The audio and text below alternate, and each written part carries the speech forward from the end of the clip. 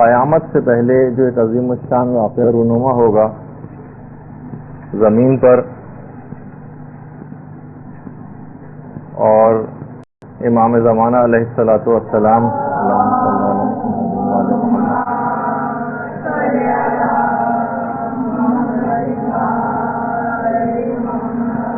کے ظہور کی تفصیلات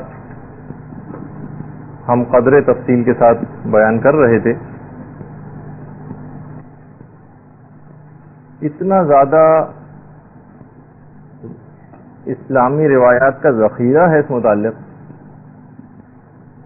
کہ آیت اللہ صافی گل پائگانی نے اپنی کتاب منتخب العصر میں 2870 روایات کی تعداد بتائی ہے جو کہ امام زمانہ سے متعلق آئی ہیں، اور پھر اس کی انہوں نے الگ الگ کیٹیگریز بھی کی ہیں جو ابھی ہمیں بیان نہیں کرنا، لیکن تقریباً ایک تعداد کا جو مجموعہ امام سے متعلق ملتا ہے اس کی تعداد ہے 2870. منتخب العصر آیت اللہ صافی گل پائگانی کی کتاب. طالبات جس وقت ایران گئی تھیں تو آیت اللہ صافی گل پائگانی سے ملاقات بھی ہوئی تھی، ان کی کتاب ہے. اچھا، ہم کچھ ایسی علامات کا بھی تذکرہ کر رہے تھے جو کہ پوری ہو چکی ہیں یا جس کا مستقبل قریب کے اندر پورے ہونے کا امکانات موجود ہیں. البتہ اگر ہم ظہور امام کی علامات کو درجہ بندی کریں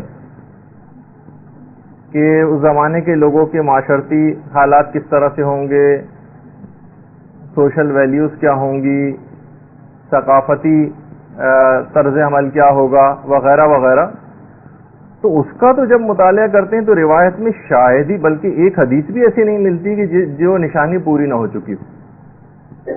مثلا پیغمبر ختم مرتبت صلی اللہ علیہ وآلہ وسلم فرماتے ہیں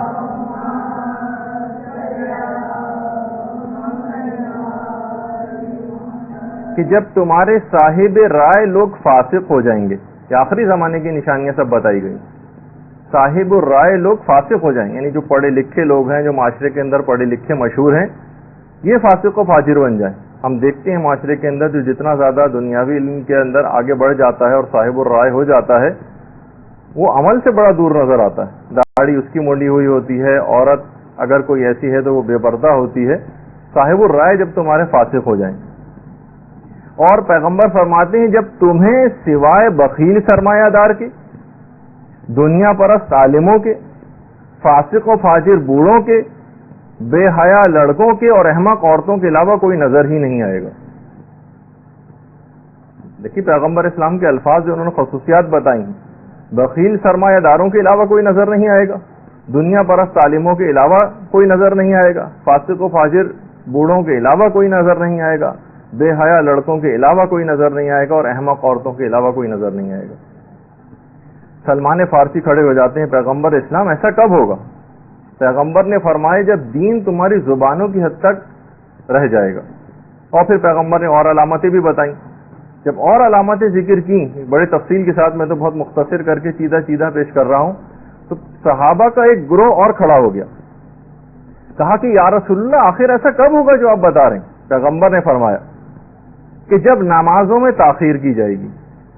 اول وقت پہ لوگ نماز نہیں پڑھیں گے، نمازوں میں جب تاخیر کی جائے گی، مرد اپنی بیویوں کی اطاعت کرنے لگیں گے، عورتیں جب بے حیا ہو جائیں گی اور تکبر دلوں کے اندر داخل ہو جائے گا، اس طرح سے جس طریقے سے زہر جسموں کے اندر داخل ہو جاتا ہے. جب لوگ فرائض دینیہ کو حقیر سمجھنے لگیں گے، کوئی امپورٹنس ہی نہیں دیں گے کہ یہ سب چیزیں بھی کتنی اہم ہیں. اگر کوئی کرنے بھی جائے گا تو اس کا مذاق اڑایا جائے گا کہ آج کل کے دور میں بھلا کیسے ممکن ہے. جب فرائض دینیہ لوگ حقیر سمجھنے لگیں گے، اور جب سرمایہ دار پیسوں کی بنا پر اپنی تعریف کی خواہش کرنے لگیں گے، ان کی زبانیں پیغمبر فرماتے ہیں کہ شہد سے زیادہ شیریں ہوں گی ان کی گفتار اور گفتگو، لیکن ان کے دل حنظل سے زیادہ کڑوے ہوں گے.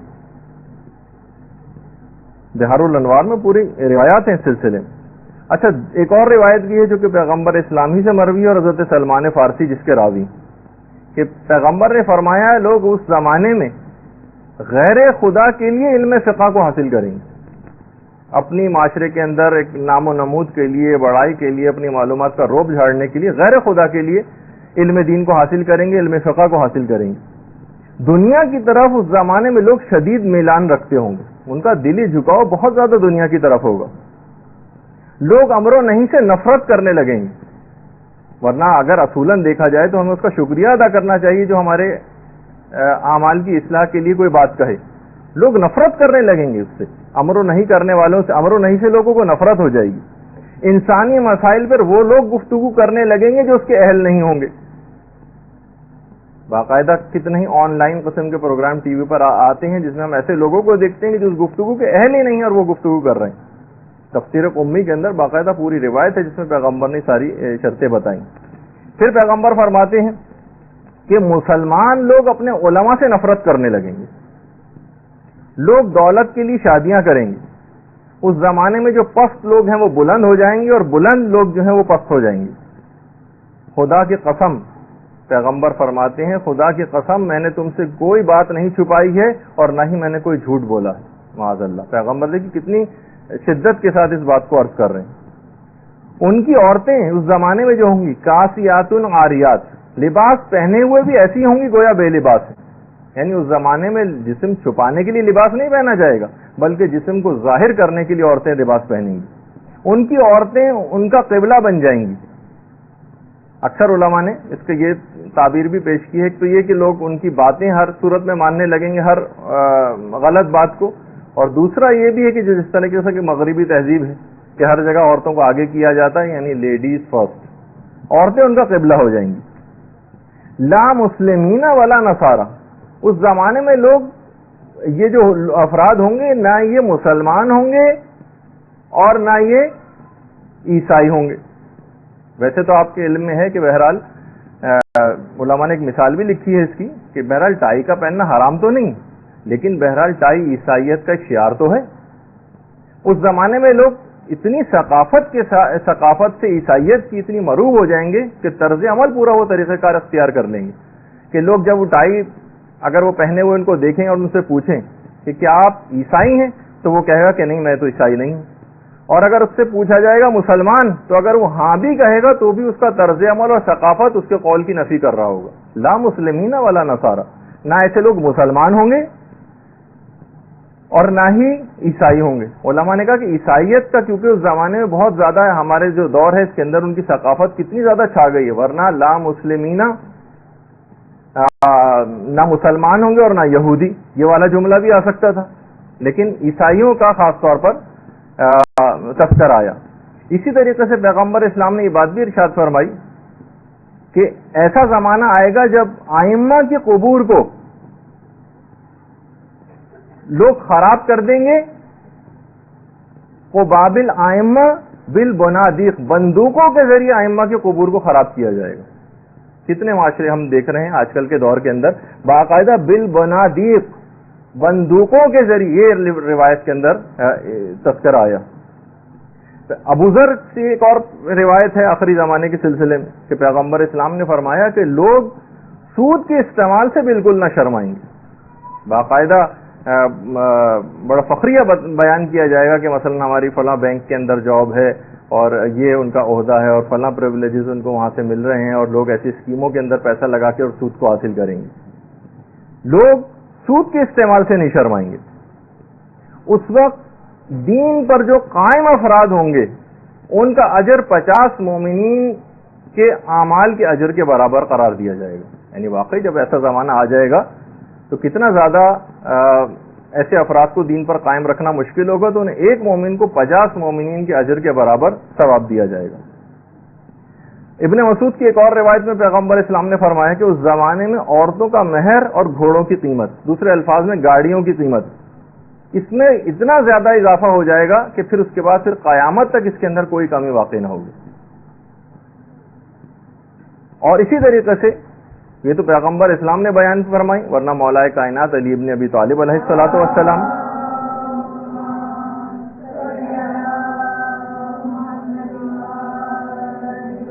مولا فرماتے ہیں لوگ دین کو غیر دین کے لیے حاصل کریں گے، یعنی آخرت کے بجائے دنیا کے ذریعے دین کو حاصل کریں گے، دین کو غیر دین کے لیے حاصل کریں گے، اور دنیا کے کاموں کو آخرت کے کاموں پر مقدم کر دیں گے۔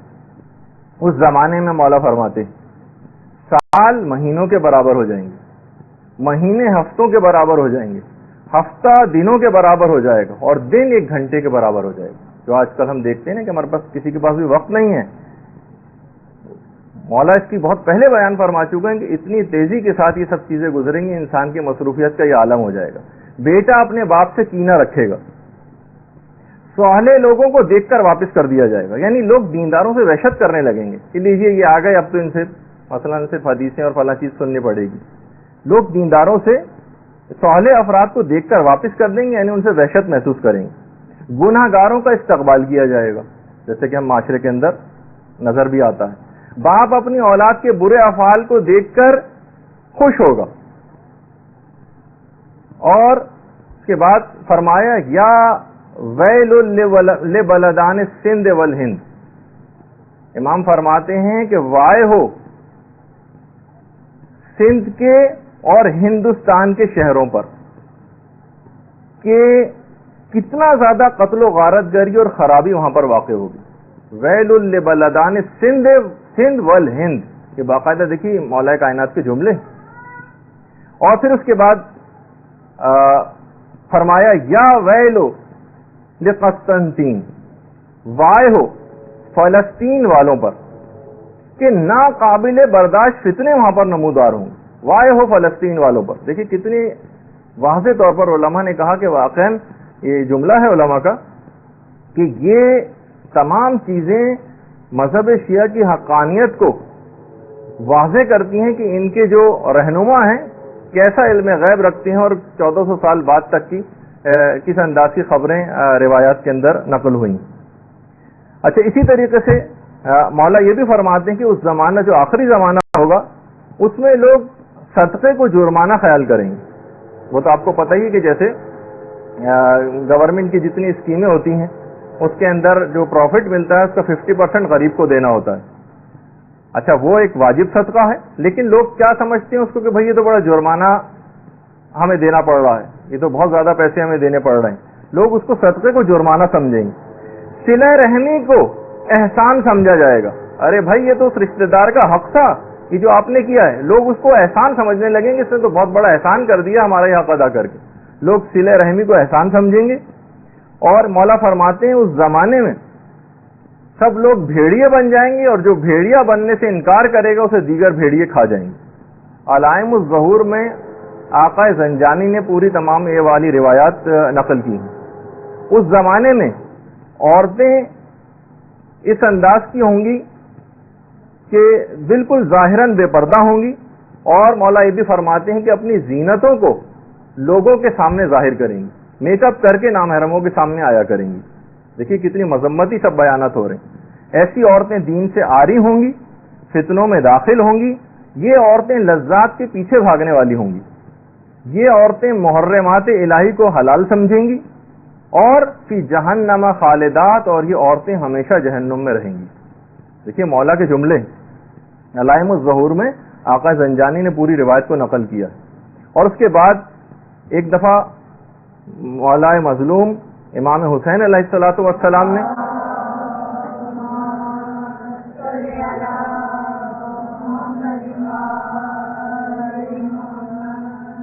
مولا علی سے پوچھا، مولا کائنات سے، یا امیر المومنین، اللہ آخر کب زمین کو ان ظالموں سے پاک کرے گا؟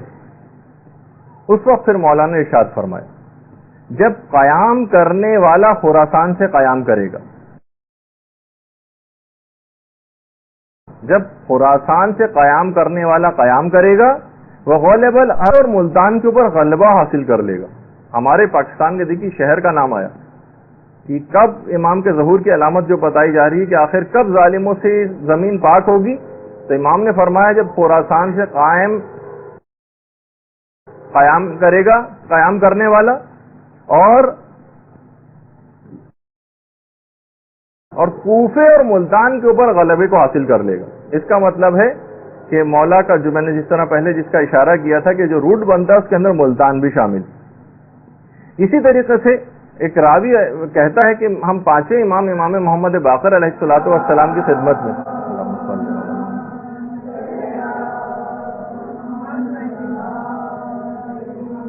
خدمت میں حاضر ہوئے تو امام نے فرمایا خراسان خراسان، سیستان سیستان۔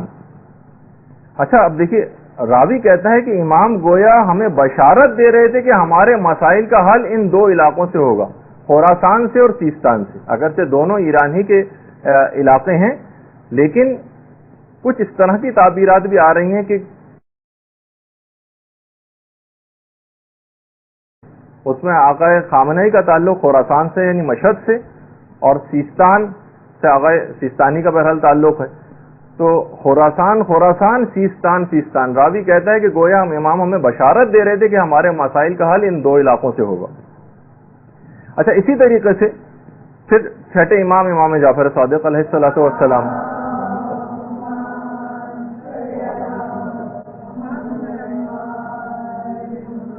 کہ جب تم دیکھو گے کہ امر و نہیں کرنے والوں کو ذلیل کیا جائے گا، اور جو فاسق افراد ہوں گے وہ خدا کے ناپسندیدہ افعال کے اندر بہت مقبول قرار پائیں گے۔ امر و نہیں کرنے والے تو ذلیل ہو رہے ہوں گے، لیکن فاسق و فاجر لوگ ٹی وی کے اوپر مثلا جتنے گلوکار اور گلوکارائیں اور اداکار اور اداکارائیں آتے ہیں، ان کا صرف زبان کے اوپر ایک ہی چیز کا بار بار تذکرہ ہوتا ہے کہ پروردگار کا بڑا شکر ہے کہ اس نے ہمیں بڑی عزت عطا کی۔ مقبول قرار پائیں گے فاسق و فاجر افراد، اور کثیر دولت ان امور کے اوپر خرچ کی جائے گی، چھٹے امام فرماتے ہیں کہ جن سے خدا سخت ناراض ہوتا اس کے اوپر دولت کو خرچ کیا جائے گا۔ حکومت ایسے افراد کو ملے گی جو زیادہ پیسہ خرچ کرنا جانتے ہو، جو زیادہ پیسہ خرچ کرے گا اسے حکومت مل جائے کرے گی، جس کو آج کل کی اصطلاح میں ہارس ٹریڈنگ کہا جاتا ہے۔ جس کے پاس بھی اتنا پیسہ ہے وہ حکومت بنا سکتا ہے لوگوں کو دے کے۔ لہو و لعب کی جگہوں کی کثرت ہو جائے گی، امام فرماتے ہیں، اور کوئی ایسا نہ ہوگا جو ان جگہوں پر جانے کے لیے لوگوں کو منع کرے۔ بلکہ امام کا جملہ ایک اور بھی آگے، نہ صرف یہ کہ وہ منع نہیں کرے گا بلکہ منع کرنے کی جرت بھی نہ کرے گا، منع کرنے کی کوئی جرت نہیں کرے گا۔ قرآن کا سننا لوگوں کو گراں گزرے گا۔ آپ لگا کے دیکھ لیجئے کبھی، اگر روزانہ 5 6 7 دفعہ آپ کیسٹ کے اوپر ٹیپ ریکارڈر پہ لگاتی ہیں آپ قرآن کی تلاوت، تو ہر تھوڑی دیر بعد کوئی نہ کوئی آ کر اس کو بند کر دے، لوگوں کو گراں گزرے گا۔ چاہے دل سے وہ ڈرتے ہیں انکار کرتے ہوئے، ظاہراً روکنا، لیکن کانوں کو وہ آوازیں لوگوں کو گراں گزریں گی۔ قرآن سننا گراں گزرے گا، ہاں البتہ باطل کی سماعت وہ لوگوں کو بڑی بھلی معلوم ہوگی۔ غیبت کے ذریعے باتوں میں نمک اور مزہ پیدا کیا جائے گا۔ دیکھیے کتنی علامتیں، یعنی کون سی علامت ہے کہ جو پوری نہیں ہوئی۔ اچھا، دولت رکھنے والے جو افراد ہوں گے وہ حقوق شریعہ کو ادا نہ کریں گے، اور امام آگے فرماتے ہیں کہ علامتیں مسلسل ظاہر ہو رہی ہوں گی، مسلسل علامتیں پوری ہو رہی ہوں گی، مگر کوئی خوفزدہ ہونے والا نہ ہوگا۔ مال کو غیر شرعی امور میں صرف کیا جائے گا، کثیر مال کو غیر شرعی امور میں صرف کیا جائے گا، اور لوگ قلیل مال کو بھی اطاعت خدا میں خرچ نہ کریں گے۔ قلیل مال کو بھی والدین کی بے عزتی کی جائے گی، اور فراضی ممبر سے تقوی کا درس دینے والے خود اپنی باتوں پر عامل نہ ہوں گے۔ پھر امام فرماتے ہیں کہ اوقات نماز کا استخفاف کیا جائے گا، لوگ پابندی وقت کے ساتھ نمازیں نہیں پڑھیں گے، اور صدقہ و خیرات سفارش پر دیے جائیں گے۔ کانٹیکٹ ریفرنسز اگر ہیں تو آپ کو چیز ملے گی، سہمِ سادات ملے گا، اور ورنہ کوئی کتنا ہی مستحق کیوں نہ ہو اس کو کوئی چیز نہیں دی جائے گی۔ یہ عمل لوگ صدقہ و خیرات اور جو مظالم وغیرہ ہیں یہ خدا کی مرضی سے نہیں بلکہ لوگوں کی مرضی سے انجام پائیں گے۔ روایت میں پھر ہے کہ انسان کی حاجتیں اتنی شدت اختیار کر جائیں گی کہ امام فرماتے ہیں لوگ ایک دوسرے سے نفرت کرنے لگیں گے اور ایک دوسرے کا انکار کرنے لگیں گے۔ راوی نے کہا کہ مولا یہ تو پھر بھی سمجھ آتا ہے کہ حاجتوں کی کثرت ہو جائے گی، لوگ ایک دوسرے سے نفرت کرنے لگیں گے، لیکن ایک دوسرے کے انکار کے کیا معنی، یہ میری سمجھ میں نہیں آتی۔ امام نے فرمایا کہ جب کوئی برادر دینی کسی کے پاس کوئی حاجت لے کر جائے گا تو جس کے پاس حاجت لے کے جائے گا اس کا رویہ اس حاجت کو بیان کرنے کے بعد تبدیل ہو جائے گا، وہ اس طرح سے اس سے نہیں ملے گا جیسے حاجت بیان کرنے سے پہلے جس انداز سے ملا تھا. یعنی اب آپ دیکھیے کہ اس کا انداز گفتگو ہی پورا بدل جائے گا. اب بہرحال اتنی علامتیں ہیں, کتنی بیان کی جائیں. آپ خود یعنی اگر علامتوں ہی کو دیکھیں تو تقریباً 10,000 سے زائد ہیں, اور آپ نے جس انداز سے ابھی کتنی علامتیں آپ کے سامنے جتنی بھی بیان ہوئی, اتنا وقت نہیں کہ مکمل طور پہ بیان کریں, ورنہ 2 3 4 نشستیں اسی کے اوپر چاہیے ہوں گی. لیکن واقعی کوئی ایسی علامت نظر نہیں آتی کہ جو اب پوری ہمیں ہوتی نظر نہ آ رہی. اس لحاظ سے تو لگتا ہے کہ ظہور کا وقت بہت قریب ہے. اچھا, کیا ایک مسئلہ ہے علماء کے ہاں ہمارے کہ کیا امام کے ظہور کا وقت مقرر کرنا, وہ تو سب کو پتا ہے کہ اس کو جھٹلایا جائے جو بھی ظہور کا وقت مقرر کرے, لیکن کیا اندازے لگائے جا سکتے ہیں؟ کیا رمزیہ طور پر یا اشارے کے طور پر امام کے ظہور کا کوئی وقت بتایا جا سکتا ہے؟ تو دیکھیے, بہرحال علماء نے کہا کہ اس سے مراد یہ ہے کہ جن روایات کے اندر بہت سختی کے ساتھ ممانعت آئی ہے ظہور کے وقت کو معین کرنے کی, مذمت کی, اس کے معنی یہ کوئی ایک حتمی ڈیٹ بتا دینا, بس امام کا ظہور فلاں وقت پہ ہوگا اور بس یہ بالکل حتمی اور یقینی بات ہے, بالکل فیکٹ ہے, اس کے طور پر بیان کرنا تو یقیناً حرام ہے اور اس کو جھٹلانا بھی واجب ہے اس شخص کو. ہاں البتہ اندازے لگانا ہو سکتا ہے اس کے ساتھ. اب جتنی بھی باتیں اب آپ سنیں گے اس کے بعد, تو کہیں بھی معاشرے کے اندر بالکل سے حتمی طور پر پیش نہ کیجیے گا, کیونکہ میں نے جیسے پہلے بھی بتایا تھا روایات کے اندر کچھ اس میں اختلافات بھی ہوتے ہیں. مثلا جیسے ما واہو بے تقرید اوف اسلمی کے متعلق بیان ہوا تھا کہ اس کا تعلق تقرید سے ہوگا. ایک روایت میں ما واہو بے کویت کہ کویت سے اس کا تعلق ہوگا, کہ روایت میں یہ بھی ہے. تو کوئی ایک بات کو فیکٹ کے طور پر پیش کرنا یہ ممکن نہیں ہے. بہرحال اندازے لگائے جا سکتے ہیں. اسی طریقے سے 5ویں امام کی ایک حدیث, امام محمد باقر علیہ الصلوۃ والسلام,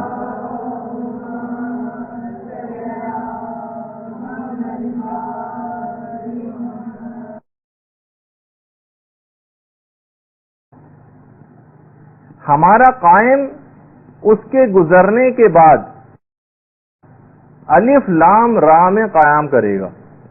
دیکھیے گا ایک حدیث جس کے اندر اب اس میں علماء نے اندازے لگانے شروع کی. علامہ مجلسی نے کہا کہ الف لام را میں قیام کرے گا بعد انقضاء, جب وہ الف لام جب وہ گزر جائے گا اس کے بعد قیام کرے گا. علامہ مجلسی فرماتے ہیں پورے قرآن میں الف لام را سے شروع ہونے والے 5 سورے, اگر ان کے اعداد نکالے جائیں تو 1155 بنتے ہیں وہ اعداد. اور اگر ہو سکتا ہے کہ راوی سے صاحب ہونے کی بنیاد پر اگر اس میں ہم الف لام میم را بھی شامل کر لیں تو اس کے جب اعداد ملائے گئے تو 1426 بنا کہ اس کے بعد قیام ہوگا, اور آج کل 1427 چل رہا ہے. اس لحاظ سے تو جو علامہ مجلسی کا اندازہ تھا اس سے بھی بس کچھ ہی بات آگے بڑھی. اور پرانے علماء نے جتنے اندازے لگائے ہیں اور علامہ مجلسی کے جو اندازے ہیں اس میں اگر ہم موجودہ اس کے اندر ایک امکان کے طور پر ایک پاسبلٹی ہے کہ اب سے لے کر 2025 کے درمیان میں ایک اندازہ ہے کہ امام کا ظہور متوقع ہے. علماء کی بات میں بتا رہا ہوں.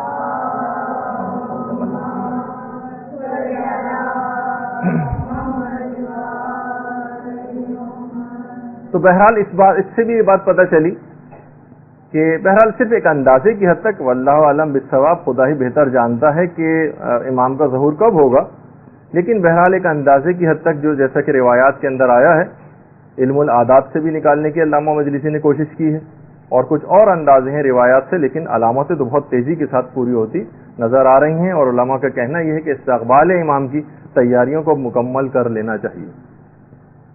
اچھا, اب ہم تھوڑی سی بیان کر رہے تھے امام, یہ تو سمجھنے کے لحاظ سے ذرا تمہیدی گفتگو ہی ہوئی ہماری, لیکن ہم ایک سیریز کے اندر جو بہت سی باتیں بیان کر رہے تھے اس کے اندر ایک ذرا جب روایات کو ہم دیکھتے ہیں تو بہت زیادہ ظہور امام سے متصل سفیانی کا متعلق بہت زیادہ روایات آئی ہیں.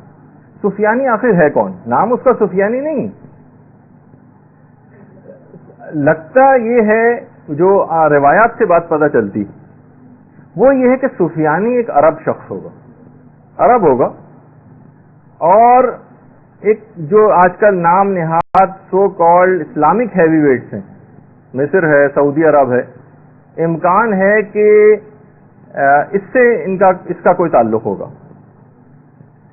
دشمنی اہل بیت کے اندر یہ شخص بے انتہا راسخ ہوگا، دشمنی اہل بیت میں۔ روایات میں ابھی اتنا وقت نہیں ہے لیکن ایک اشارہ کرتا گزرتا ہوں کہ روایات میں ہے کہ اس حد تک یہ دشمن ہوگا کہ یہ باقاعدہ اعلان کروا دے گا کہ جس شخص کا بھی نام محمد، علی، فاطمہ، حسن، حسین، زینب، رقیہ، باقر، جعفر، خدیجہ یہ ہو، ان سب کو گرفتار کر کے قتل کر دیا جائے۔ حتیٰ کہ یہ ایسے بچوں کو بھی نہیں چھوڑے گا، یہ ایسے بچوں کو بھی نہیں چھوڑے گا کہ جن کا یہ نام ہوگا، جن کا نام جو باقاعدہ روایتوں میں جملہ ہے کہ یہ تیل کو کھولانے کے بعد اس کے اندر بچوں کو ڈالے گا جو اس نام کے ہوں گے۔ تو بہرحال روایات میں یہ بھی ہے کہ یہ رجب کے آخر میں خروج کرے گا اور اس دن روز جمعہ ہوگا جب سفیانی ظاہر ہوگا۔ لگتا تو یہی ہے کہ بہرحال کہ یہ انہی اس نام نہاد اسلامی ممالک ہیں، اس سے اس شخص کا کوئی تعلق ہوگا۔ اور باقاعدہ دیکھیے اس کے حالات اتنے زیادہ ہیں کہ علماء نے پوری کتابیں سفیانی کے موضوع پر لکھی ہیں۔ السفیانی، علامہ محمد فقیہ نے پوری کتابیں لکھی اس شخص کے حالات کے اوپر۔ اور چھٹے امام نے بھی جملہ ارشاد فرمایا کہ سفیانی کا خروج بالکل حتمی، 9 ماہ کی اس کی ٹوٹل حکومت ہوگی۔ امام نے فرمایا کہ 9 مہینے سے تو ایک دن بھی اس کی حکومت زیادہ نہیں ہوگی، 9 ماہ بس اس کی حکومت قائم رہے گی۔ اس سے پہلے یہ حکومت حاصل کر لے گا اور بہت سارے علاقوں پہ اس کا قبضہ بھی ہو جائے گا۔ پانچویں امام یہ بات بھی بیان فرماتے ہیں کہ سفیانی کا خروج اور ظہور امام ایک ہی سال کے واقعات ہیں، یعنی سفیانی کا خروج، ظہور امام اور سید خراسانی کا ظہور، یہ تینوں واقعات اس طرح سے پے در پے ہوں گے کہ روایت میں جس طرح تسبیح کے دانے ایک دوسرے کے بعد آتے چلے جاتے ہیں اس طرح سے ہوگا۔ بہار میں پوری تفصیل ہے اس کی۔ روایات میں یہ بھی ہے کہ یہ سفیانی جو عرب ہوگا، جو اتنے زیادہ مظالم کرے گا اور پھر جنگیں لڑے گا، یہ بنو امیہ کی نسل سے ہوگا اور جگر خوارہ ہندا کی اولاد میں سے ہوگا۔ جو مشہد کے جو امام جمعہ و جماعت ہیں، باقاعدہ انہوں نے تو خیر آج کل کی جو جگر خوارہ ہے اسے کونڈو لیزا رائس کو قرار دیا ہے کہ وہ ہے جگر خوارہ آج کل کے دور کی۔ خیر سفیانی اور ظہور امام ان دونوں میں فقط 6 مہینے کا فاصلہ ہوگا، جیسے کہ ہم نے پچھلی دفعہ اس کو ذکر کیا تھا۔ بعد میں بہرحال اس کی تفصیل ابھی آگے چل کے آئے گی کہ جب سفیانی کی امام سے جنگ ہوگی، سفیانی کو شکست ہو جائے گی، سفیانی کو گرفتار کر لیا، زندہ گرفتار ہو جائے گا سفیانی، اور امام کے اصحاب سفیانی کو گرفتار کر کے جب امام کی خدمت میں لے کر آئیں گے تو امام اس وقت نماز عشاء پڑھ رہے ہوں گے۔ امام کی نماز عشاء ختم ہونے کے بعد امام سفیانی کی طرف متوجہ ہوں گے۔ اس وقت سفیانی بہت زیادہ منت سماجت کرے گا اور معافی مانگے گا۔ امام اپنے اصحاب کی طرف متوجہ ہوں گے اور کہیں گے کہ تم بتاؤ کہ اب تم کیا کہتے ہو۔ امام کے اصحاب کہیں گے خدا کی قسم ہے مولا، ہم اس کے قتل سے کمتر پہ کسی چیز پر تیار نہیں ہوں گے، اس کو ہر صورت میں ہم قتل ہوتے دیکھنا چاہتے ہیں۔ کتنا خون ناحق اس شخص نے بہا دیا ہے، اب تعجب ہے کہ یہ معافی مانگتا ہے۔ امام ان کو فری ہینڈ دے دیں گے کہ جو چاہے پھر اس کے ساتھ تم سلوک کرو۔ بہرحال پھر اس کے بعد اس درندے کو قتل کر دیا جائے گا۔ اس کے قتل کے فوراً بعد سارے فتنے بالکل ختم ہو جائیں گے۔ اچھا، لیکن اس سے پہلے، یہ تو ہم نے بالکل آخری اس کا انجام بتایا، اس سے پہلے کا جو روایت میں ہے کہ شروع میں سفیانی کی حکومت، اچھا سفیانی شروع میں بڑا عادلانہ طریقے سے عربوں کا ایک ہیرو کے طور پر ابھر کر آئے گا کہ عربوں کے اندر لوگ کہیں گے کہ بھائی اس کے متعلق جو ہم نے باتیں سنی تھی تو ساری جھوٹی ہیں، تو بہت عادلانہ طور پر حکومت کر رہا ہے۔ لیکن اس کے بعد پھر وہ اپنے انداز و طریقے کو ظاہر کرے گا، اور بہرحال اس دور میں اس کی حکومت اردن، شام، فلسطین وغیرہ ان سب علاقوں کے اندر اس کی حکومت قائم ہو جائے گی۔ پھر یہ عراق پر حملہ کرے گا۔ اچھا، روایات میں یہ بھی ہے کہ ترکی اور رومی، اچھا جہاں ترکی کا لفظ روایت میں آتا ہے ترکی افراد کا، اس سے مراد احتمال ہے کہ دو افراد یا تو روسی اس سے مراد ہیں یا چائنیز اس سے مراد ہیں. یہ اور رومی، وہ تو جو میں نے آپ کو بتایا کہ امریکہ اور یورپ وغیرہ، کہ ترکی اور رومی بھی اس جنگ کے اندر کود پڑیں گے. بہرحال عراق میں سفیانی کی حکومت قائم ہو جائے گی. اس کی اصل بدقسمتی اس وقت شروع ہوگی سفیانی کی جب یہ ایران پر حملے کے لیے نکلے گا اور سید خراسانی سے اس کی مٹبھیڑ ہوگی. اس وقت یہ اپنا ایک لشکر حجاز بھجوائے گا، اور البتہ اس لشکر میں خود یہ موجود نہیں ہوگا، یعنی بھجوائے گا.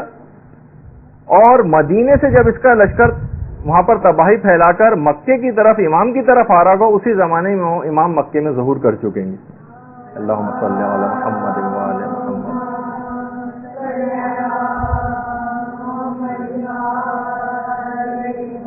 آپ اپنے ماننے والوں کو کہیں گے کہ سفیانی کے بارے میں جب تک میرے جد امجد کی دی ہوئی خبر کی تصدیق نہ ہو جائے تب تک میں مکے سے باہر نہیں جاؤں گا. اور اشارہ امام کا اس پہ ہوگا کہ جب مدینے سے مکے سفیانی کا لشکر وادی بیدا سے گزر رہا ہوگا تو وہ مشہور واقعہ پیش آئے گا کہ وادی بیدا میں اس کا پورا لشکر اپنے تمام اسلحے اور ساز و سامان سمیت زمین کے اندر غرق ہو جائے گا. صرف دو افراد بچیں گے، ان کی بھی چہرے ان کے جسموں سے پھر جائیں گے، بالکل الٹی طرف ان کے چہرے ہو جائیں گے. صرف دو گواہ بچیں گے، ایک سفیانی کے لشکر کو جا کر خبر دے گا اور ایک امام کے پاس آ کر خبر دے گا. اچھا، جیسے کہ میں نے اس سے پہلے کہا کہ سفیانی کی حکومت اس سے پہلے ہی جارڈن میں، سیریا میں، عراق میں، فلسطین، ہر جگہ قائم ہو چکی ہوگی، بلکہ پورے جزیرہ نما عرب ہی پر قائم ہو چکی ہوگی. اس وقت اس کے بعد پھر افواج امام کے ساتھ جو اس کی جنگ ہوگی وہ رام اللہ میں ہوگی. امام کی افواج غالب آئیں گی، سفیانی گرفتار اور قتل ہوگا، جیسے کہ ابھی آپ نے سنا اس سے پہلے. سفیانی کے قتل کے بعد بہرحال تمام شہر آزاد ہو جائیں گے. امام عالمی حکومت کے قیام کا اعلان کر دیں گے. تاریخ مبعد الظہور کے اندر پورے واقعات یہ تفصیل سے بیان کیے گئے. رام اللہ میں جو امام کی جنگ ہوگی اس میں رومی افواج بھی سفیانی کی مدد کے لیے آئیں گی.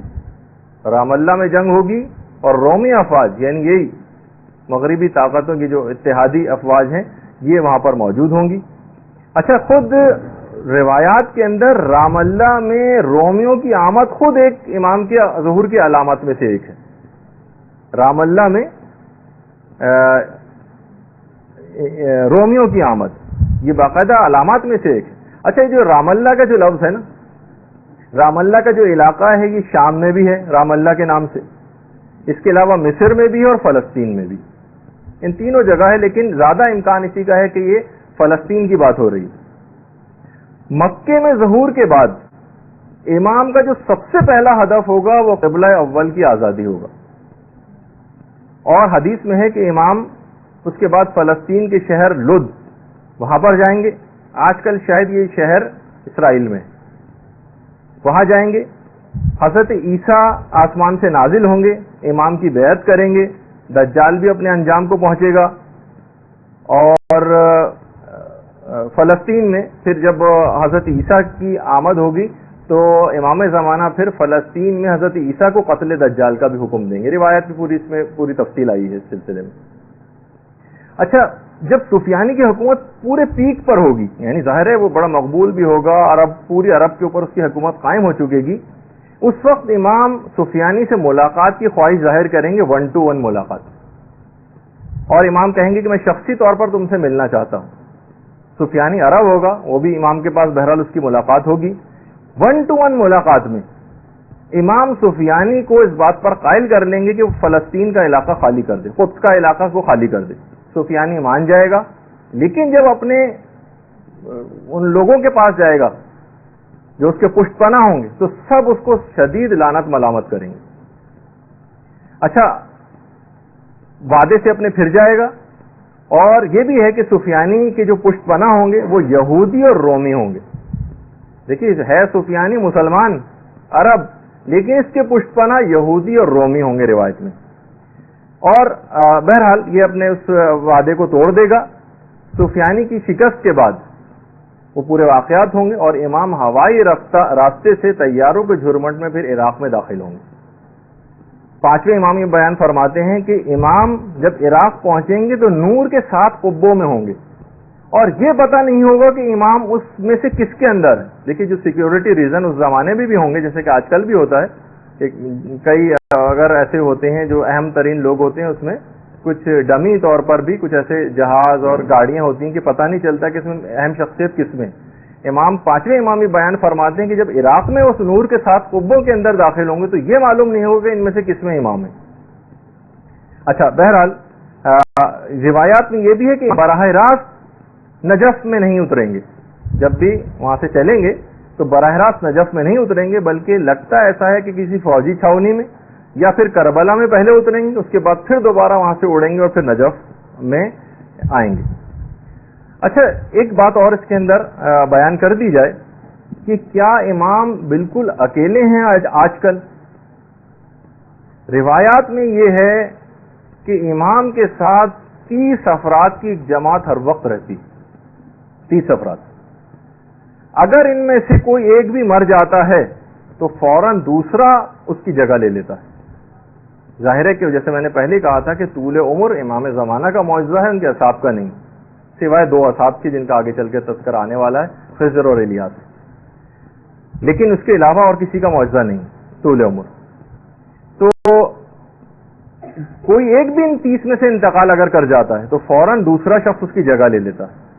اور چھٹے امام یہ بھی ارشاد فرماتے ہیں کہ قائم کے لیے ضروری ہے کہ وہ تنہا ہو، یعنی اس کو ان کی غیبت کے لیے ضروری ہے کہ امام تنہا ہو. البتہ بہترین رہائش گاہ طیبہ ہے، یعنی مدینے میں ہے ان کی، اور 30 افراد سے ملنے میں کوئی وحشت نہیں ہے. بہار الانوار کی 52ویں جلد کے اندر امام نے فرمایا کہ 30 افراد کے ملنے میں کوئی وحشت نہیں ہے. یعنی ایسا نہیں کہ امام بالکل اکیلے اور کسی ایک سے بھی نہ ملے، نہیں، 30 افراد کی ایک جماعت تو ہمیشہ ان کے ساتھ رہتی. ہاں، امام کی تنہائی کے ایک دوست ہیں اور ان کا نام ہے حضرت خضر. 8ویں امام امام علی رضا علیہ الصلوۃ والسلام یہ فرماتے ہیں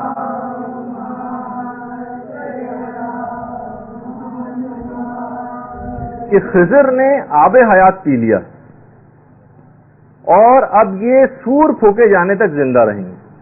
حضرت خضر ہمارے پاس آتے ہیں، ہمیں سلام کرتے ہیں، ہم ان کی آواز سنتے ہیں، ہم انہیں دیکھتے ہیں، اور جب بھی کبھی یاد کریں تو حضرت خضر حاضر ہو جاتے ہیں. اور امام فرماتے ہیں جب بھی تم کبھی حضرت خضر کو یاد کیا کرو، یعنی ہم لوگوں سے خطاب ہے، جب بھی تم حضرت خضر کو یاد کرو یا دوسرے الفاظ میں ان کا ذکر پڑھو تو حضرت خضر کو سلام ضرور کیا کرو. اچھا، اعمال کے موسموں میں امام فرماتے ہیں کہ حضرت خضر حاضر ہوتے ہیں، مناسک حج بجا لاتے ہیں، حتیٰ کہ میدان عرفات میں موجود ہوتے ہیں، مومنین کے لیے دعا کرتے ہیں، اور مومنین جتنی دعائیں کر رہے ہوتے ہیں حضرت خضر اس کے اوپر آمین کہتے ہیں. اچھا، اسی طریقے سے امام فرماتے ہیں کہ حضرت خضر کے ذریعے امام کی تنہائی کو انس میں تبدیل کر دیا جائے گا. تنہائی حضرت حجت کی تنہائی کو حضرت خضر کے ساتھ جوڑ دیا جائے گا، اور وہ حضرت خضر امام زمانہ کی تنہائی کے انیس اور جلیس ہوں گے. اچھا، اتنا اور بتا دیا جائے، جیسے کہ ایک دفعہ ہم پہلے عرض کر چکے ہیں کہ حضرت خضر نبی نہیں تھے. حضرت خضر ایک مرد صالح تھے، ایک نیک آدمی تھے. البتہ خود ایک دفعہ حضرت خضر سے یہ بات پوچھ لی گئی کہ آخر آپ کو اتنا بڑا مقام اور مرتبہ مل کیسے گیا؟ کیا آپ نبی خدا یعنی موسیٰ کے معلم قرار پا رہے ہیں؟ اتنا بڑا مقام آپ کو کیسے ملا؟ تو حضرت خضر کا جواب یہ تھا، گناہوں کو ترک کرنے کی وجہ سے. گناہوں کو ترک کرنے کی وجہ سے حضرت خضر کو اتنا بڑا مقام اور مرتبہ ملا.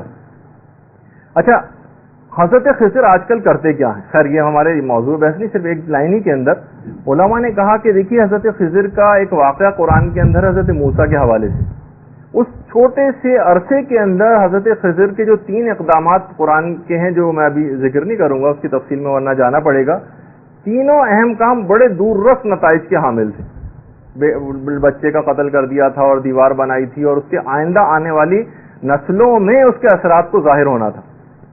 تو علماء نے کہا کہ اس چھوٹے سے واقعے میں حضرت خضر کے اتنے بڑے بڑے کام ہیں، تو حضرت حجت کے ساتھ 1000 سال سے زیادہ زندگی گزار رہے ہیں، تو نامعلوم نہ جانے کتنے کام حضرت خضر نے انجام دیے ہوں گے جو امام زمانہ کے ظہور کے بعد پتہ چلیں گے کہ حضرت خضر اس دوران کیا کرتے رہے. بلکہ امام نے یہ فرمایا کہ خدا رحمت نازل کرے میرے بھائی موسیٰ پر، اگر انہوں نے اس عالم سے یعنی خضر سے جلدی جلدی سوالات نہ کیے ہوتے اور کچھ صبر کیا ہوتا تو نہ جانے کتنے عجائبات حضرت خضر سے دیکھتے، لیکن انہوں نے بڑی جلدی کر کے اس معاملے کو ختم کر دیا. اچھا بہرحال اور بتا دوں، ایک تو 30 تو یہ افراد ہوئے جن کا ابھی تذکرہ آپ نے سنا. کفنی ہمارے ایک بہت بڑے عالم ہیں، انہوں نے مصباح ایک کتاب ہے اس کے حاشیے کے اندر لکھا ہے، اور سفینۃ البحار میں شیخ عباس قمی نے لکھا. یہ امپورٹنٹ ایک بات ہے کہ زمین کبھی بھی قطب سے خالی نہیں ہوتی، قطب خاص توئے، اور 4 اوتاد تو اس میں لازمی ہوتے ہیں، الف واو تے الف دال اوتاد. یہ اوتاد تو ہر صورت میں ہوں گے. 40 ابدال ہوں گے، 70 نجبا ہوں گے، اور 360 صالحین ہوں گے. ایک قطب، 4 اوتاد، 40 ابدال، 70 نجبا اور 360 صالحین. اچھا قطب تو امام زمانہ اجل اللہ تعالیٰ فرجہ الشریف کی ذات گرامی ہے. اللہم صلی علی محمد و آل محمد. اور 4 اوتاد ہیں، 4 اوتاد ہیں، کیونکہ کہا جاتا ہے روایات میں بھی کہ زمین کی مثال خیمے کی سی ہے، جس میں درمیانی ستون تو امام زمانہ کی ذات گرامی ہے، اور 4 اوتاد جو ہیں وہ اس کی تنابیں ہیں، یعنی 4 اوتاد اس کی تنابیں ہیں، یعنی زمین کی. حضرت خضر اور حضرت الیاس بھی اوتاد میں شامل ہیں. حضرت خضر بھی اوتاد میں سے ہیں، ان 4 جو تنابیں ہیں ان میں سے 2 تو حضرت خضر. اور یہ جو اوتاد ہوتے ہیں یہ دائرہ قطب سے چپکے ہوئے ہوتے ہیں اور کبھی اس سے جدا نہیں ہوتے. اور یہ جو اوتاد ہیں یہ پلٹنے کی حد تک بھی کبھی یاد خدا سے غافل نہیں ہوتے. اور روایات میں ہے کہ یہ قوت لا یموت جمع کرتے ہیں اور مقدار حاجت سے زیادہ نہیں لیتے دنیا سے، یعنی ان کی ایک خصوصیت. اچھا دیکھیے قطب میں تو عصمت شرط ہے، وہ تو امام کی ذات ہے، اس میں تو عصمت ہونا لازمی. البتہ اوتاد اور ابدال کے اندر شرط نہیں. البتہ جو اوتاد میں حضرت الیاس شامل ہیں وہ کیونکہ نبی ان میں عصمت ہے، حضرت خضر میں عصمت نہیں ہے لیکن محفوظ عن الخطا ہے. اور اس کے علاوہ جو 2 اوتاد اور ہوں گے جن کا نام تو روایت میں نہیں ہے، کبھی بہرحال ان سے کبھی اگر غفلت ہو بھی جائے کیونکہ غیر معصوم ہے تو بھی بہرحال دعا اور استغفار اور ذکر کے نتیجے میں یہ اس کی تلافی کر دیتے ہیں. اچھا عمدن یہ اوتاد جو ہیں کبھی کوئی گناہ نہیں کرتے سوائے انبیاء کے کہ وہ تو ان کی تو عصمت خیر شرط ہے. اور جو نجبا اور صالحین ہیں ان کی صفت عدالت ہے، یہ جو زمین کبھی بھی ان سے خالی نہیں ہوتی. ان سے اگر کبھی لغزش ہو بھی جائے تو بھی استغفار کے ذریعے فوراً اس کی تلافی کر دیتے ہیں. اچھا آپ کفمی فرماتے ہیں اگر ایک شخص بھی ان میں سے کم ہو جائے تو فوراً نیچے والا جو درجہ ہوتا ہے اس سے ایک آدمی اوپر آ جاتا ہے اور اس درجے کے اندر پہنچ جاتا ہے، نیچے والے درجے کے اوپر لایا جاتا ہے. صالحین جن کی تعداد 360 ہے، ان میں سے اگر کوئی ایک کم ہو جائے تو پھر عوام میں سے کسی ایسے شخص کو اوپر لایا جاتا ہے جو اس کا اہل ہوتا ہے. اچھا حضرت خضر اور حضرت الیاس جیسے کہ میں نے کہا کہ یہ دونوں بھی زندہ ہیں، ایک بڑی لمبی عمر ان کو دی گئی ہے، اور دونوں ہر سال عرفات میں کے میدان میں اکٹھے بھی ہوتے ہیں. اچھا پھر اب تھوڑی سی یہ بیچ میں ایک بات آ گئی تھی اس لحاظ سے کہ امام کے جو 30 افراد ہیں اور زمین کبھی بھی ان افراد سے اوتاد اور ابدال وغیرہ سے خالی نہیں ہوتی ہے. اچھا جب قدس آزاد ہو جائے گا اور فتح ہو جائے گا تو اس وقت امام کا لشکر لاکھوں کی تعداد میں ہو جائے گا. اس وقت امام کا لشکر لاکھوں کی تعداد میں ہوگا اور کروڑوں لوگوں کی حمایت امام کو حاصل ہو جائے گی. اچھا حیرت انگیز بات یہ ہے کہ امام کے اس لشکر میں زیادہ تر عاجم اور ایرانی ہوں گے، یعنی عجمی یعنی غیر عرب زیادہ ہوں گے امام کے لشکر میں. بلکہ ابن عربی محی الدین ابن عربی جن کی بڑی مشہور کتاب فتوحات مکیہ ہے، کہا کہ یہ سب عاجم میں سے ہوں گے امام کے لشکر کے زیادہ تر افراد، اور یہ ہوں گے تو عجمی لیکن عربی کے سوا کسی زبان میں بات نہ کریں گے.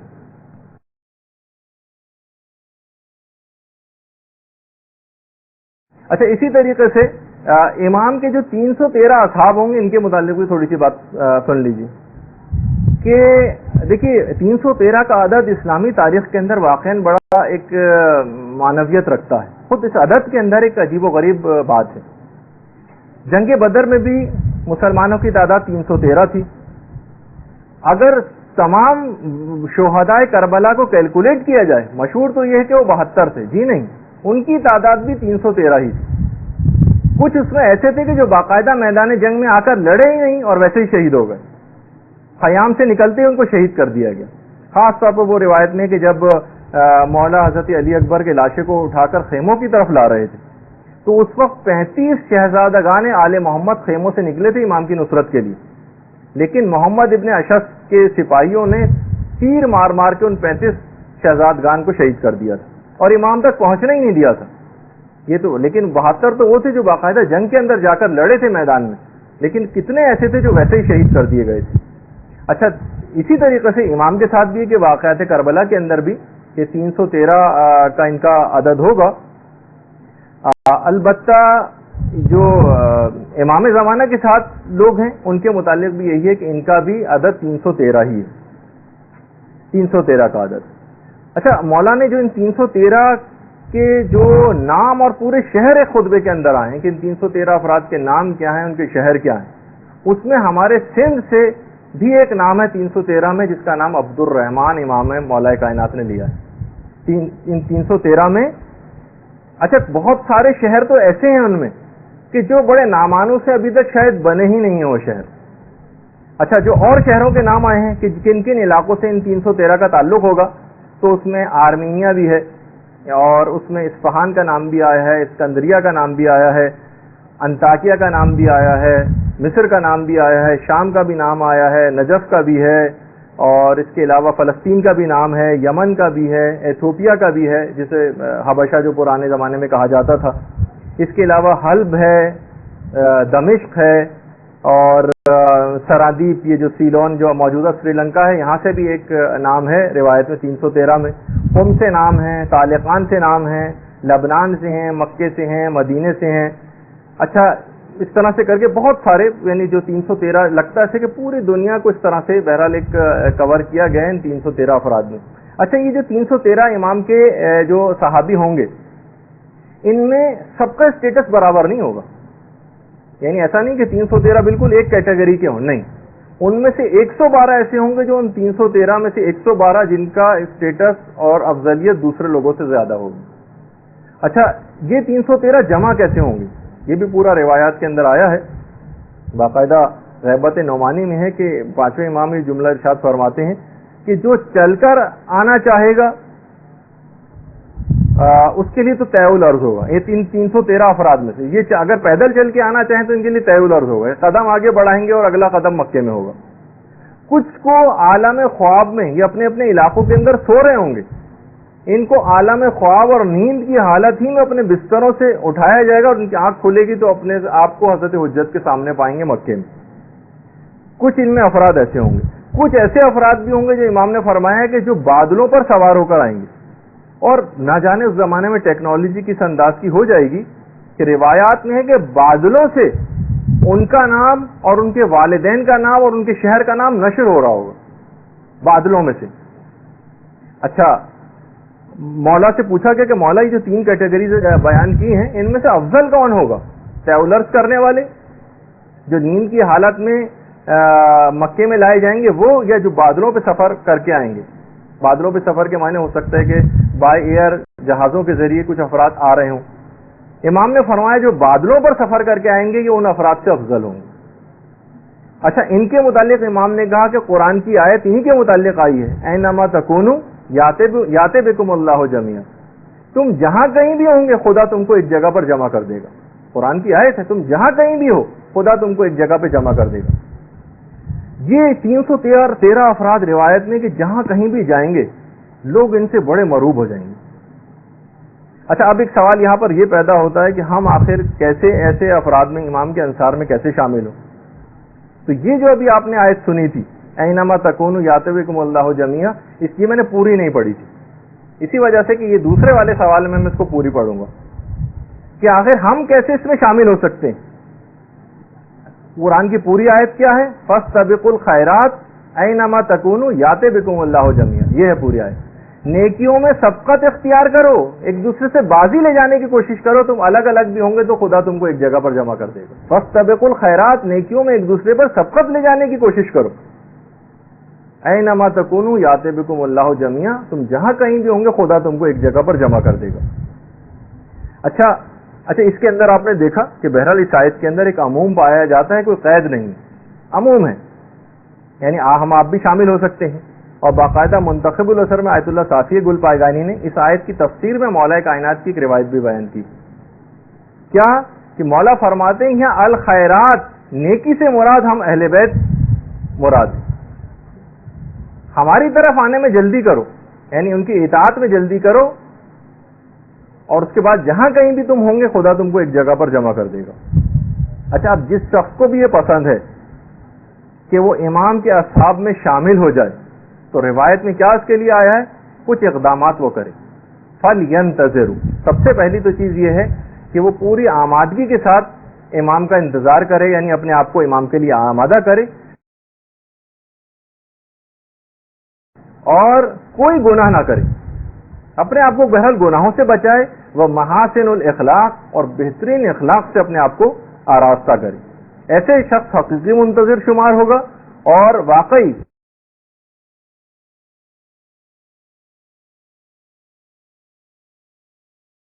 اور اس کا اگر وہ شخص مر بھی گیا اور امام زمانہ کا ظہور اس کے بعد ہوا تو اس کو بالکل وہی ثواب ملے گا جو اگر وہ امام زمانہ کے ظہور کو پا لیتا، تو بالکل وہی ثواب اس کو ملے گا۔ اچھا، یہ جو 313 افراد امام کے پاس ہوں گے، یہ پہنچ جائیں گے امام کے پاس، لیکن امام اس وقت تک مکے سے باہر نہیں جائیں گے جب تک کہ امام کے پاس 10,000 کی تعداد نہ ہو جائے۔ چھٹے امام سے پوچھا گیا راوی نے کہ مولا کیا یہ جو 313 افراد کیا فقط یہی ہوں گے؟ امام نے کہا نہیں، امام جو ہمارا قائم جو ہوگا جب تک مکے سے باہر نہیں جائے گا، جب تک کافی ساری اس کے پاس طاقت جمع نہ ہو جائے، اور کافی طاقت 10,000 سے کم پہ حاصل نہیں ہوتی، مناسب اور کافی طاقت۔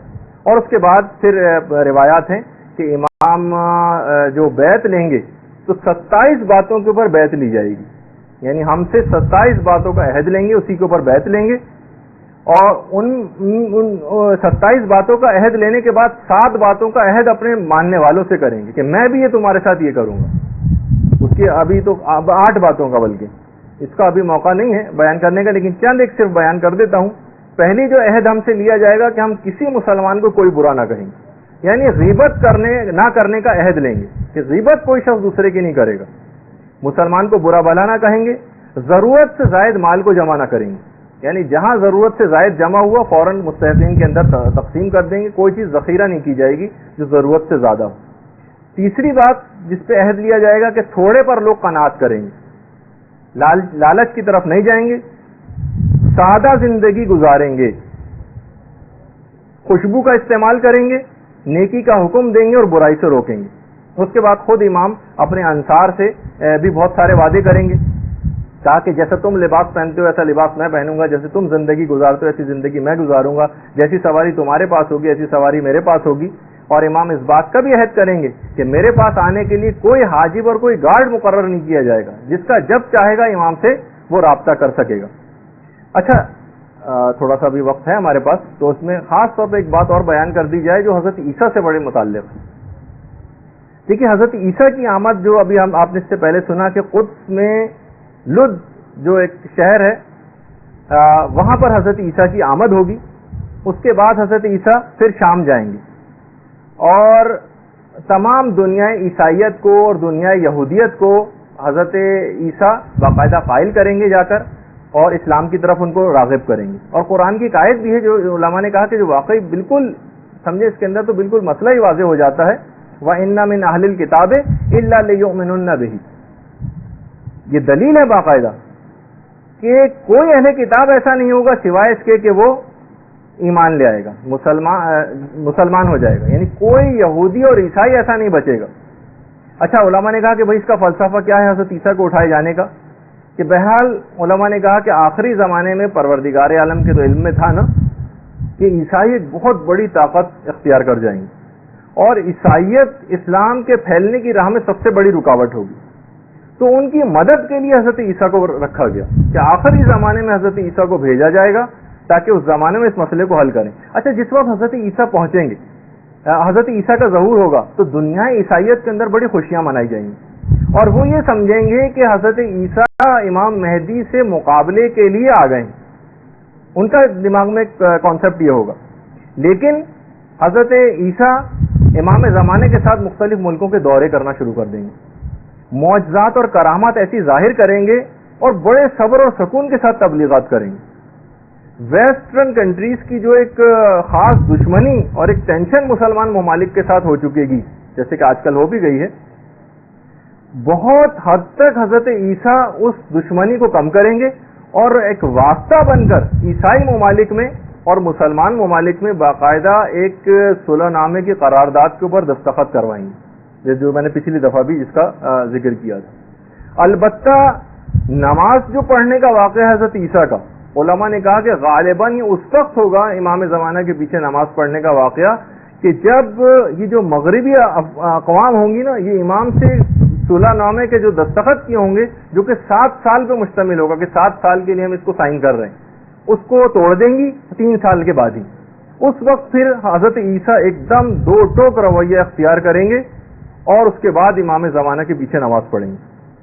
باقاعدہ یہ ہے کہ امام جو حضرت عیسیٰ کی آمد جس وقت ہونے والی ہوگی, امام باقاعدہ اقامت کہیں جا چکے گی اور امام لیکن نماز نہیں شروع کریں گے. لوگ کہیں گے کہ مولا نماز پڑھائیے, امام کہیں گے نہیں مجھے ایک آنے والے کا انتظار ہے. یہاں تک کہ حضرت عیسیٰ سرخ کپڑوں میں آسمان سے نازل ہوں گے اور اس وقت حضرت عیسیٰ کی حلیہ مبارک بھی بیان کیا گیا ہے کہ بالکل حضرت ابراہیم کے مشابہ ہوں گے, یعنی حضرت ابراہیم کی شکل کے ہوں گے, سرخ رنگ کا لباس ہوگا, کنگھی کی ہوئی ہوگی اور بالوں میں پانی کے قطرات ہوں گے. باقاعدہ ایک ہے کہ اس کے بعد پھر وہ امام زمانہ حضرت عیسیٰ سے کہیں گے کہ آئیے اے عیسیٰ نبی خدا آپ آ کے نماز پڑھائیں. وہ کہیں گے کہ نہیں, یہ اقامت آپ کے لیے کہی گئی ہے, آپ ہی اس کی نماز پڑھائیں گے اور میں آپ کا وزیر بنا کے بھیجا گیا ہوں, امیر بنا کر نہیں. اور اس کے بعد پھر تو خیر یہ علماء نے کہا کہ جو نماز پڑھنے کا جو واقعہ ہے غالباً یہ اس وقت ہوگا جب بالکل دو ٹوک رویہ اختیار کریں گے. اور روایات میں یہ بھی ہے کہ حضرت عیسیٰ پھر صلیب کو توڑ دیں گے اور مکمل طور پر جس وقت یہ عیسائی اقوام مسلمانوں کے اوپر دوبارہ حملہ آور ہوں گی تو اس کے بعد حضرت عیسیٰ واضح طور پر ایک انداز کو اختیار کریں گے اور مسلمانوں کے ساتھ اس جنگ میں شامل ہوں گے حضرت عیسائیوں کے ساتھ جو ہو رہی ہوگی. یہودیوں کا مسئلہ کیسے حل ہوگا؟ دیکھیے اتنی تعداد میں یہودی بھی ہیں, روایات میں کہ یہودی علماء امام زمانے کے پاس خود آئیں گے. امام انطاکیہ کے پہاڑوں سے, جو ترکی کے پہاڑ ہیں, وہاں سے جو تورات ہے اس کے غیر محرف نسخے نکالیں گے جو جن میں تحریف نہیں ہوئی ہوگی, وہ ان کے سامنے رکھیں گے. یہودی علماء ایمان لے آئیں گے اور 30,000 یہودی تو اسی وقت ایمان کو قبول کر لیں گے. اور اس کے بعد اسی طریقے سے عیسائیوں کو بھی امام اسی طرح سے قائل کریں گے کہ انطاکیہ کے پہاڑوں سے انجیل کے غیر محرف نسخے نکالیں گے. اور بہرحال اس طرح سے کوئی بھی عیسائی اور یہودی سب رفتہ رفتہ مسلمان ہوتے چلے جائیں گے. اللہم صلی علی محمد.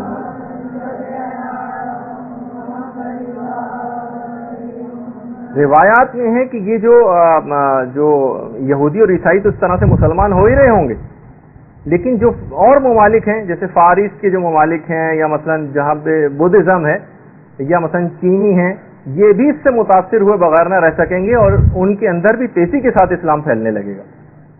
اچھا اسی طریقے سے پھر دیگر بڑی روایات ہیں اس کے بعد کہ سب آہستہ آہستہ. اچھا اس کے بعد پھر یہ حضرت عیسیٰ کا جو ایک واقعہ نماز پڑھنے کا ہے ہوگا. اس کے بعد پھر حضرت عیسیٰ ہر سال مکے میں حج کے لیے آیا کریں گے اور روایات میں ہے کہ تقریباً اپنے ظہور کے 40 سال بعد تک حضرت عیسیٰ زندہ رہیں گے, 40 سال بعد تک. پھر اس کے بعد حضرت عیسیٰ کا انتقال ہوگا. امام زمانہ خود حضرت عیسیٰ کی تجہیز و تقسیم کریں گے, تمام رسومات کو انجام دیں گے اور اس اونی کپڑے میں حضرت عیسیٰ کو کفن دیا جائے گا جو حضرت مریم نے اپنے ہاتھوں سے بونا تھا, اسی میں ان کو کفن دیا جائے گا اور قدس میں حضرت مریم کی قبر کے قریب ہی حضرت عیسیٰ کو دفن کیا جائے گا. اچھا اس دوران امام کی ہر جگہ پہ اس حد تک حمایت اور وہ سب کچھ شروع ہو چکے گی مقبولیت کہ امام کے متعلق ملتا ہے کہ جس وقت امام سیریا میں داخل ہوں گے وہاں بغیر جنگ کے داخل ہوں گے. مسلم میں بھی ہے ترمذی میں بھی ہے روایت کہ یہودی تم سے جنگ کریں گے لیکن تم کو یہودیوں کے اوپر غلبہ دے دیا جائے گا. اور پانچویں امام یہ بات بیان فرماتے ہیں کہ پھر اس کے بعد حضرت حجت کوفے آ جائیں گے. ان کے کوفہ آنے کے بعد ہر شخص اپنے آپ کو کوفے میں پہنچانے کی کوشش کرے گا.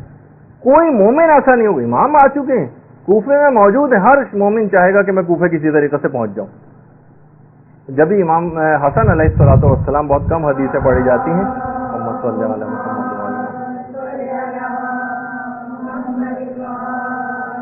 امام فرماتے ہیں کہ مجھے کوفے میں ایک قدم رکھنے کی جگہ بھی مل جائے تو مجھے بہت محبوب ہے. یعنی ایک ایسا امام کے آنے کے بعد کوفہ شہر ہو چکے گا. اچھا امام جتنا بھی کام ہے وہ تو سب کوفے جا کر کریں گے. یعنی کوفہ دارالحکومت ہوگا جیسے کہ پچھلی گفتگو میں آیا. امام عالمی حکومت کا جو دارالخلافہ بنائیں گے وہ کوفے کو بنائیں گے. کام سارا کوفے میں کریں گے لیکن آرام امام نجف جا کر کیا کریں گے. آرام نجف میں کیا کریں گے. اچھا مسجد سہلہ کا جو علاقہ ہے اطراف میں اپنی اور اپنے اہل خانہ کے جو رہائش ہے وہ مسجد سہلہ کو قرار دیں گے. یعنی اس کے اطراف میں کربلا کے راستے میں. کوفہ شہر بے انتہا وسیع ہو جائے گا, بلکہ اتنا وسیع ہو جائے گا کہ کوفہ سہلہ نجف کربلا ایک ہی شہر کے مختلف محلے بن جائیں گے. اس حد تک ہوگا. بلکہ بہار الانوار کے اندر اور کے اندر تو باقاعدہ ایک روایت ہے چھٹے امام سے کہ کوفہ اتنا مہنگا ہو جائے گا کہ ایک بالش زمین کی قیمت جو ہے وہ ایک سونے کے ٹکڑے کے برابر ہو جائے گی. سب لوگوں کی زبانوں اور دلوں پر فقط کوفے کا نام ہوگا. اچھا اسی طریقے سے جس وقت وہ مشہور روایات کے اندر ہے کہ نماز جمعہ جب ہوا کرے گی کوفے میں تو اس کی امامت خود امام زمانہ فرمایا کریں گے, اور لوگ دور دور سے اس نماز جمعہ کے اندر شرکت کے لیے آئیں گے, اور بلکہ شب جمعہ سے ہی لوگ کوفے پہنچنا شروع ہو جائے کریں گے کہ اگلے دن نماز جمعہ کے اندر ہم امام کی شریک ہو سکیں. 1000 دروازوں کی مسجد کوفے کے اندر ایک بہت بڑی امام زمانہ تعمیر کروائیں گے کہ جس وقت جمعہ امام پڑھایا کریں گے تو پورا شہر, روایات میں جملہ یہ ملتا ہے کہ چھٹے امام فرماتے ہیں کوئی شخص باقاعدہ تیز ترین سواریوں کے اندر بیٹھ کے بھی لوگ کوفے پہنچیں گے لیکن وہ اس نماز کا ارادہ کر کے نکلیں گے لیکن پھر بھی جگہ نہ ہونے کی وجہ سے نماز جماعت میں شرکت سے رہ جائیں گے. اتنا کوفے کے اندر اتنا زیادہ رش ہو جائے گا کہ جو امام نماز پڑھیں گے. اور اس کے بعد پھر اس کی ہم کچھ اور تفصیل ہے کہ امام اس کے بعد کون کون سی اصلاحات کو قائم کریں گے. بس ایک آج کیونکہ تو تھوڑا سا دیر سے شروع ہوا اور آج پوری کوشش کے باوجود, ورنہ میرا ارادہ تھا کہ آج کسی طور پہ اس کو ختم کر دوں گا, بڑی معذرت, لیکن اتنی اس کے اندر تفصیل آتی چلی جاتی ہے کہ پھر اپنے آپ کو روکنا ذرا مشکل ہو جاتا ہے. تو تھوڑا سی گفتگو انشاءاللہ اگلی دفعہ امام زمانہ کی اس کو مکمل کریں گے. رجت کا تھوڑا سا ذکر آئے گا اس کے اندر, اور اس کے بعد پھر قیامت کی گفتگو شاید اگلی دفعہ سے ہی ہم اسٹارٹ کر دیں. تو آج کی حد تک ہم اپنی گفتگو کو یہاں پر روکتے ہیں. والسلام علیکم ورحمۃ اللہ وبرکاتہ.